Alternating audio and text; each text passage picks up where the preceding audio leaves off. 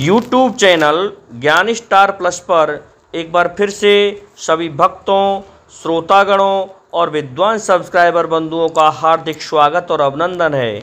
तो दोस्तों, आज हम लेकर उपस्थित हुए हैं आपको एक नई धार्मिक पहेली, और पहेली बड़ी सुंदर और पौराणिक है, जो कि इस प्रकार से है। पग पैंजनी कुछ पीठ में, श्रवण जिनके दंत, सुन लो ऐसी नार का भजन करें भगवंत।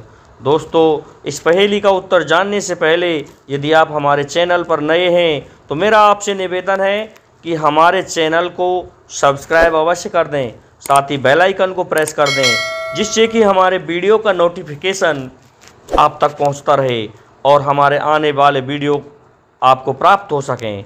तो दोस्तों, जानिए इस धार्मिक पहेली का उत्तर। दोस्तों, पग पैंजनी अर्थात जिसके पग पीछे की तरफ थे, कुछ पीठ में और जिसके स्तन पीठ में थे, श्रवण जिनके दंत और उसके कान में होकर के दांत थे, ऐसी नारी का भजन करें भगवंत। उस नारी का भगवान भी भजन करने लगे। तो दोस्तों, ये तो इसका साधारण अर्थ था, परंतु हम इसका विस्तृत अर्थ समझाने के लिए आपको एक कथा कहेंगे। एक बार जब भगवान राम रावण को जीत करके अयोध्या पर राज कर रहे थे, तो उसी समय माता सीता भी वहाँ दरबार में उपस्थित थी। और भगवान राम कहने लगे कि सीते, मैंने तुम्हारी खातिर रावण को भी मार दिया। इस पर माता सीता कहने लगी, हे प्रभु, आपने रावण नहीं मारा, रावण ही मारी होगी। रावण तो असली अभी आपने मारा ही नहीं है। तो भगवान कहने लगे, अरे मैंने लंकापति रावण को मार दिया, अब कौन सा रावण रह गया। अरे क्या तुम्हें पता नहीं है, उससे भी ज़बरदस्त रावण है, और जो कि पलंका में रहता है, अर्थात दोस्तों बेलंका में रहता है, और उसकी उसी रावण जैसी लंका है सोने की, और रावण बहुत बलिष्ठ है। इस बात को सुनकर के भगवान कहते हैं, तो फिर क्या वो अत्याचारी है? कि हाँ प्रभु, वह उस रावण से भी अत्याचारी है। तो दोस्तों, वो था सहस्राबाहु रावण। उस रावण को जीत पाना बड़ा कठिन था। तो हनुमान जी को आदेश देते हैं कि जाओ हनुमान जी, जा करके बेलंका में पहुंच जाओ, और पहुंच करके वहां पर जैसे तुमने लंका में तोड़ फोड़ की थी जब तुम सीता जी की सुध लेने गए थे, उसी तरह से वहाँ तोड़ फोड़ करके आओ। तो हनुमान जी जाते हैं और बेलंका में पहुंच जाते हैं। तो बेलंका में पहुंचते ही हनुमान जी देखते हैं कि रावण की बड़ी सुंदर नगरी है। उस सुंदर नगरी में पहुंच करके हनुमान जी रावण से सीधे ही संवाद करते हैं कि रावण, अब तेरा अंत कर देंगे, प्रभु श्री राम तुम पर चढ़ाई करने वाले हैं। इस बात को सुनकर के रावण कहता है, तू फिर किस लिए आया है? कि मैं तेरी सोने की लंका को जलाने आया हूँ। इस जलाने के शब्द को सुन करके रावण हंसता है, और हंस करके दोनों तालियों को बजा देता है। दोनों ताली बजाते ही हनुमान जी वापस अयोध्या में आकर के पड़े और मूर्छित हो गए। तो मूर्छित हुए हनुमान जी को वापस पवन देव ने जगाया, लेकिन उनकी मृत्यु हो चुकी थी। तो हनुमान जी को फिर से यमराज ने, आदि देवताओं ने आकर के उसके बल का ज्ञान कराया और फिर से जीवित किया। तो दोस्तों, फिर सुग्रीव जाता है। सुग्रीव भी इसी प्रकार से सहस्राबाहु रावण से संवाद करता है। संवाद ही संवाद में दोनों में ठनामनी होती है, और रावण अपनी तालियां बजा देता है। तो सुग्रीव बजाय अयोध्या के पंपापुर में जाकर के गिरता है, किष्किंधा में जाकर के गिरता है। तो सुग्रीव को वहां जाकर के मूर्छा आ जाती है। तो अंगद आदि जगाते हैं, तब सुग्रीव को होश आता है। अब तो भगवान राम कहने लगे, भाई इस रावण से किस तरह से पार पड़ेगी।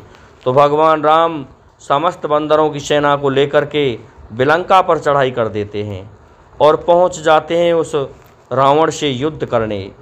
तो रावण जब हंसता था तो भगवान राम की सेना का ये पता नहीं होता था कि इस जगह सेना न थी या नहीं थी। तो भगवान राम में और सहस्राबाहु रावण में युद्ध होता है। भगवान राम उस रावण से युद्ध करते करते थक जाते हैं, परंतु उसे मार नहीं पाते हैं। अंत में भगवान राम उससे हार जाते हैं। तो वहाँ पर माता सीता आती है युद्ध का हाल देखने के लिए कि प्रभु को कई दिन हो गए, पता नहीं क्या हो रहा है। तो सीता पहुँचती है और सीता से भगवान राम कहते हैं कि हम इस रावण को नहीं जीत पाएंगे। तो माता सीता कहती है यदि ये रावण रह गया तो फिर आपको दोबारा से अवतार धारण करना पड़ेगा, इसलिए आज मैं ही इस रावण का अंत कर देती हूँ। तो माता सीता ने माता सरस्वती को, माता पार्वती का आदि सभी का आह्वान किया और वहाँ आकर के माता सीता में से एक देवी का रूप प्रकट होता है। तीनों महादेवियों की मिल करके एक देवी बनती है, जो कि इस प्रकार की थी कि उसके पंजे तो पीछे की तरफ थे और उसके जो स्तन थे वो पीठ में थे और भयंकर रूप था और उसके दांत कानों में होकर थे। तो दोस्तों ऐसे भयंकर रूप को देख करके भगवान राम भी डरने लगे। तो वहाँ पर वह युद्ध करती है, तो भगवान राम भी युद्ध करते हैं और माता सीता भी उस रूप में युद्ध करती है। भगवान राम ने जैसे ही उस रावण पर अपना खड्ग चलाया तो उस रावण की एक खून की बूंद जमीन में गिर गई, जिससे हजारों रावण पैदा और हो गए। इस प्रकार से सहस्राबाहु रावण वहाँ उस रणभूमि में हंसने लगे। तो माता सीता ने उन सभी रावणों को आकाश में उड़ कर के और खप्पर हाथ में लेकर के गर्दन को काटा और खून को उस खप्पर में लेती थी, जिसे वो टपकने ही नहीं देती थी। इस प्रकार से माता सीता का युद्ध वहाँ पर 3 दिन तक चलता रहा। माता सीता ने रावण की सेना को समाप्त कर दिया और उस रावण को भी समाप्त कर दिया। लेकिन दोस्तों हुआ क्या, माता सीता ने रावण को तो समाप्त कर दिया, लेकिन क्रोध इतना आ गया कि वह क्रोध शांत ही नहीं हो रहा था।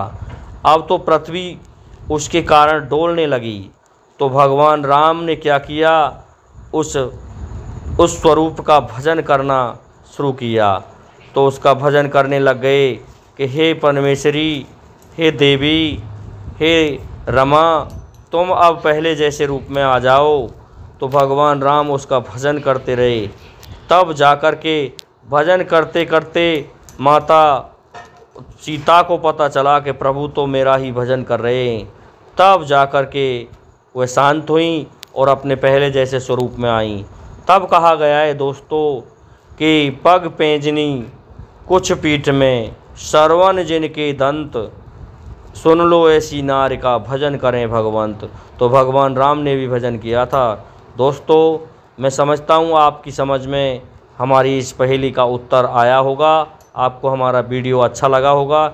इसलिए आप सभी से मेरा निवेदन है कि आप हमारे चैनल को, हमारे इस वीडियो को लाइक, शेयर और सब्सक्राइब करें। साथ ही बेल आइकन को भी प्रेस कर दें, जिससे कि हमारे वीडियो का नोटिफिकेशन आप तक पहुंचता रहे। जय हिंद, जय भारत।